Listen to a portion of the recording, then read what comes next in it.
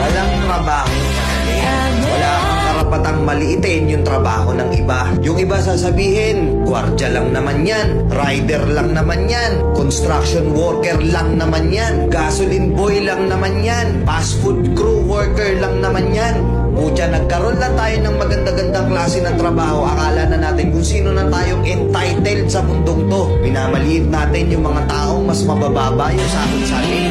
Pagkakaalam ko kasi, wala kang karapatang maliitin o matahin yung trabaho ng iba hanggat nagtatrabaho sila ng marangal. Walang trabahong madali. Lahat nagdadaan sa hirap. Lahat nagsasakripisyo. Kaya kung iniisip mong porket maganda-ganda yung trabaho mo, malaki-laki yung sinasahod mo, mamaliitin mo na yung mga trabaho ng mga taong nagtatrabaho na mas maliit yung sahod sa'yo. Mag-isip-isip ka. Baka bawiin sa'yo yan. Baka biglang bumaliktad yung mundo at sila na magkukumbaka. Kahit anong trabaho mo, magpakumbaba ka pa rin. Bilog ang mundo, hindi palagi nasa taas ka. Kaya hanggat maaari sa lahat ng oras, magpakumbaba ka. Di ba?